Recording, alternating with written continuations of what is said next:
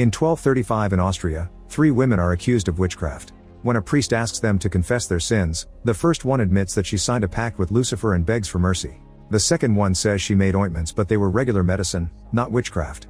The third one tells the priest that he'll burn in hell. These 2 women are immediately hanged over the bridge. The first is confused since she confessed to be spared, but the priest clarifies that it's only for her soul before she's hanged too. Once the 3 of them are dead, their bodies are lowered into the water to drown them. Then the priest asks the soldiers to pull them out so he can perform the sacred ritual from the Book of Solomon, which will ensure that the women won't rise again. The soldiers think this is enough and leave. In the middle of the night, the priest pulls the bodies out himself and starts reciting the ritual. The first one is done with no issues. The second one pukes on his face and her body starts shaking, but it drops dead again when the spell is finished. When the priest tries to pull out the third one, the rope pulls back and makes him fall into the water. He immediately swims to the shore, but a hand keeps dragging him back. After some struggle, the priest manages to leave the river and return to the bridge to get the book.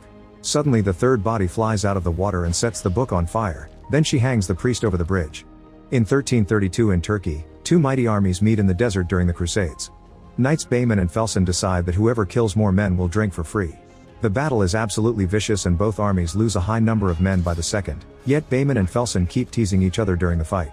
That night, the duo celebrates their victory at a tavern with lots of women and alcohol. In 1334, Bayman and Felsen join another savage battle in Libya. Thousands of men die again as the church asks the soldiers to kill all the heretics. In 1337, another fight ensues in Turkey during the night. This holy war continues in 1339 and the falling snow messes with visibility. A priest keeps encouraging them to kill and Felsen is starting to notice that God has too many enemies. In 1344 in Greece, catapults set a city on fire before the army brings down the door. Since everyone here is considered an infidel, civilians are killed alongside soldiers without mercy. Bayman freezes when he realizes he's killed an innocent woman and looks around in shock, noticing all the families dead on the ground. Felsen notices the massacre too and the duo shares a look as they reach the same conclusion. After the battle is done, Bayman argues with the priest, since he doesn't believe that God would want them to kill women and children. When the priest is about to get aggressive, Bayman and Felsen announce that they quit. A month later the duo arrives in Austria, but after walking for hours they don't see a single person around. When they enter a farmhouse, they pull the blankets on a bed to find a family killed by an unknown illness. Suddenly one of the bodies moves, but it quickly collapses again. Bayman and Felsen decide to burn the building before leaving. Eventually they find a city, where they find dead bodies in piles, sick people around every corner, and a few healthy ones begging to be taken away. Guard Johann tells them that a pestilence has been spreading over the land for 3.5 years and no cure has been found. He had to bury his children and wife with his own hands. Afterward Bayman and Felsen buy new horses. When the stable boy moves their things he accidentally drops their swords, so the crest on the handle is exposed and now the locals know they're deserters. Guards quickly surround them and a battle ensues. Bayman and Felsen try their best to defend themselves and manage to bring down a few men, but the guards overwhelm them with their numbers and end up capturing them. Then priest Debelzak checks the sword to confirm that these men are holy knights and takes them to see the cardinal, who is sick in bed and surrounded by doctors. The cardinal has heard about Bayman's and Felsen's heroism, so he gives them a mission, to take the witch that started the plague to the Abbey of Severick, where monks can do a ritual to destroy her powers and end the plague. However Bayman and Felsen say that they don't serve the church anymore, so they're locked up in the dungeon. In the cell they meet Anna, who looks like a normal girl. Bayman doesn't believe she's a witch and theorizes the church forced her to confess. When they fall asleep, they have nightmares about the innocent people they killed, and Bayman wakes up after seeing the woman he murdered. Then he hears Anna crying and notices her back is covered in bruises. Moments later the knights tell Debelzak that they'll take the mission if the church agrees to give Anna a fair trial and their charges are dismissed. In an office, Debelzak explains it'll take 6 days to reach the abbey. However Johann and the heroes point out that the route Debelzak chose is very dangerous and they need someone who actually knows the land. Debelzak takes them to see Hagamar, a swindler waiting for his execution. Since Hagamar knows the land pretty well, they agree to get him a pardon if he takes the group to the abbey. But if he tries to escape he'll be killed. In the cell, Anna is asleep because she was given a sedative with her food. When Debelzak tries to unchain her, Anna snaps awake and tackles him to try to choke him. Johann pulls the chains to stop her and Anna jumps on him instead, so Bayman and Felsen rush to capture her and knock her out. Anna is put in a cage, and the locals keep insulting her as the group finally leaves. Meanwhile the cardinal dies of the plague. During the trip, Johann wonders how Anna was captured. Debelzak explains she was found wandering outside the city muttering strange things that nobody could understand. 2 weeks later, the plague took over the city, and they heard the same happened in every place she visited. Johann points out that nobody saw a witch in his village and the plague came anyway.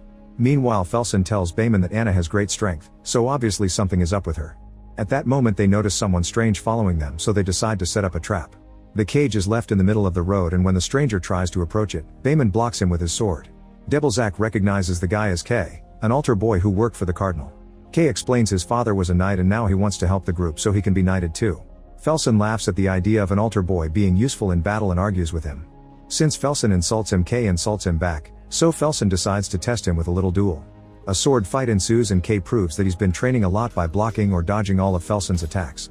He's still a newbie though, so Felsen defeats him in the end, but Bayman announces that he's good enough to come with them. That night the group stops to rest. Bayman brings food to Anna and she calls him kind, unlike Debilzak who is responsible for her wounds. Then Anna shares the story of a girl in her village who was accused of being a witch. She was thrown into the lake with stones in her pockets, but she survived. This was seen as proof of her being a witch, so they burned her at the stake. Bayman promises that this won't happen to her. When Bayman returns to the camp, Debilzak warns him that the girl can be deceiving and turn people against each other. He wants someone to guard the wagon, so Johann volunteers. A few hours later, Debilzak comes to relieve him and Johann talks about his dead daughter, saying that Anna reminds him of her. Johann also thinks that the abbey won't give Anna a fair trial because citizens won't be happy if she's found innocent. When Johann tries to quit the mission, Anna begs him not to leave her alone with Debilzak. Johann comes closer to answer and Anna grabs him by his clothes to pull him against the cage. Debilzak quickly comes to help him, so Anna takes his key and crucifix, which he uses to stab his hand. The others are awakened by Debilzak's screams and run to the cage, but Anna is already gone. The group then follows a shadow in the forest to the nearest village. They split to continue the search and notice that there isn't a single person around. Eventually Bayman sees two men come out of a building carrying sick bodies. Kay finds Anna in the square and alerts the others, so they move fast to surround her and capture her. However, a closer look reveals this isn't Anna, it's a random infected girl. Then they see Anna running out of town and follow her back into the forest, where they split again. Johann and Kay end up finding a mass grave full of bodies, which confirms most of the villagers were killed by the plague. Felsen and Bayman find a dog feeding on bodies, so they scare it off with their torches. Suddenly Johann hears his daughter's voice calling. He follows the sound in the darkness and soon he starts hallucinating her as well. When he's about to catch up to her, it's revealed that the illusion is on Kay, who suddenly turns around with his sword out. Johann ends up stabbed and dies thinking his daughter is with him. Kay desperately calls the others and tells them what happened. While Bayman inspects the body, Felsen hears a noise and finds Anna, who furiously throws him to the ground and lands on his back to try to kill him. Bayman immediately pulls her off and throws her against a rock, yet Anna is just fine. She doesn't growl anymore and instead she begs for mercy as she cries, explaining she ran because she didn't want Debilzak to hurt her anymore. In the morning, the group buries Johann. Debilzak insists that Anna was controlling Johann and she killed him. He also believes she can see the weakness in their hearts and use it against them. As the trip continues, Anna chats with Bayman, thanking him for his kindness. She claims that Debilzak is lying and she had nothing against Johann. When she notices Bayman's bad mood, she offers her hand to comfort him, but he refuses to come closer. Meanwhile, Kay has to deal with his guilt, since he feels like he killed Johann. Sometime later the group has to stop at a cliff. The bridge looks rather flimsy, and Hagamar swears it was in better condition the last time he saw it. Bayman starts crossing the bridge anyway, carefully guiding his horse around the holes. Eventually they make it to the other side, but they don't notice the rope slowly tearing off. Next, Kay and Bayman start pulling the cage across the bridge while the others pull a rope in the opposite direction to compensate for the weight. Soon Debilzak's hands start bleeding and the pain causes him to let go. The men lose control of the rope and the cage starts rolling on the bridge, so Kay and Bayman have to move faster. They both end up slipping and falling off the bridge, but Anna catches Kay just in time, lifting him with impressive strength. Bayman saves himself by holding on to the edge and climbing back up. Afterward they put the horses at the front and make them pull the cage while the men push from behind. The wood breaks under the weight and a will almost gets stuck in a hole, but the men just keep pushing. Everyone notices the ropes are about to break and Anna insists she should be freed to make the cage lighter, but she's ignored. Thankfully the group works together to reach the other side right before the ropes finally break and the bridge collapses. While Kay thanks Anna, Bayman cleans Debilzak's hand injuries with alcohol. Then the trip continues and the group is annoyed by the fog, which is making it really hard to see ahead.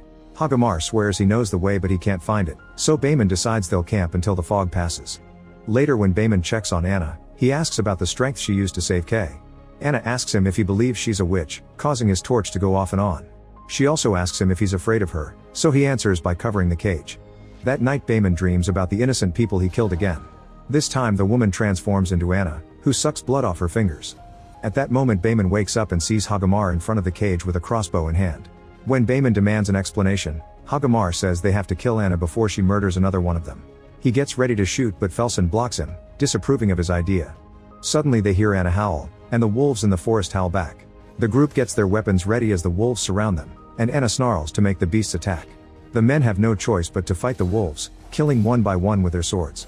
Hagamar isn't fast enough with the crossbow and a wolf bites his leg, but Debelzak kills the animal before it causes more damage. Another wolf tackles Kay and bites his arm, so Felsen quickly kills it too. Several wolves come after Bayman at the same time and he kills them all with swift moves. The group thinks it's finally over, only to hear more howling. They rush to get back on their horses and ride away as fast as possible. The wolves start chasing them and wait for an opening to jump on Hagamar, knocking him off his horse. The others don't notice and just keep riding ahead. After their faces transform, the wolves jump on Hagamar and start biting him. Bayman finally realizes what's going on, but Felsen stops him from trying to help because it's too late. In the morning, Bayman can't deal with the guilt anymore. He grabs the crossbow and points it at Anna, but Debelzak gets in the way and reminds him that killing Anna now won't end the plague, so people will keep dying. A furious Bayman pushes Debelzak away, only for Felsen to block him too. He convinces Bayman to wait because they're actually pretty close to their destination.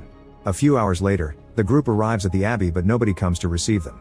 Kay climbs the wall and sneaks inside through the window to open the door so they can all enter. The men then rush to the chapel and find the monks, who unfortunately are all dead because of the plague. Bayman wants to leave and tries to drag Debelzak away, but the priest keeps praying. Suddenly they hear a voice pray along and discover that one of the monks is still alive. This monk points at a book on the altar before passing away too. Debelzak confirms this is the Book of Solomon, which has the ritual they need. Everyone rushes outside and Debelzak throws holy water at the cage before starting the ritual. As the horses go crazy, Anna calls him a hypocrite because the church has killed more people than wars and famines. Debelzak tries to ignore her and continues to recite the ritual, but Anna uses her power to poke at his wound, causing him to scream in pain. Then Anna mocks Bayman for thinking that saving her would make up for all the people he killed. Her voice changes to the priest from the Crusades to quote all the things he said to justify the war, which she shouldn't be able to know. Debelzak realizes that Anna is not a witch, she's a normal woman who has been possessed by an ancient demon. He turns the pages of the book and starts reciting the exorcism ritual instead. The wind starts blowing violently around them and the sky darkens as Anna shakes the cage, slowly burning it down. Her face transforms into a demon before she steps out and the knights try to attack her, but she easily pushes them away. This distraction is enough for Debelzak to throw holy water at her, so she frees her wings and flies away. Afterward the men go looking for more holy water. Bayman tells Kay to leave but the young man is willing to accept the risk in order to help, so Bayman rewards him by knighting him. When Kay wonders if he's really earned this, Felsen assures him that he will. Then they go looking for the demon since Bayman thinks she wanted to be here all along because she only killed Hagamar and Johann when they tried to stop the mission. In an office, the group finds a dead monk tied to a desk and Debelzak notices he had been copying the Book of Solomon. As they look around, they find even more monks who had also been making copies. They realize that the monks wanted to spread the rituals around the world so everyone could fight evil, and the demon made Anna look like a witch so she'd be brought here for trial and she could destroy the book. While they're distracted, a strange energy enters a monk's body. At that moment the demon appears on the ceiling. Debelzak tries to recite the ritual but the demon throws all the shelves to stop him. Then it sets all the book copies on fire while the guys realize the monks are gone. When Debelzak keeps reading the ritual, a zombified monk tries to attack him from behind. Bayman defends the priest just in time and a fight ensues. Soon the rest of the monks also show up and the knights have to fight them all. After lots of struggle, Bayman manages to cut off a monk's head and the demonic power disappears, meaning this is their weak point. While Debelzak keeps on reading the ritual, the knights fight monk after monk, chopping their heads off with their swords. Kay also uses the crossbow as backup and Debelzak has to hit a monk with the book to protect himself. A monk manages to tackle Bayman and slashes his eye while another one reaches through the shelves to bring Kay down. A third monk lands on Felsen's back and stabs him before Felsen kills it. Unfortunately he collapses when he's done. The sight of his defeated friend inspires Bayman to keep fighting, so he doesn't see the demon appearing behind Debelzak and breaking his neck. As Bayman and Kay kill the last few monks, the demon tries to pick up the book but it burns its hands. Bayman then kicks the book, so the furious demon grabs him by the neck and pushes him against the wall.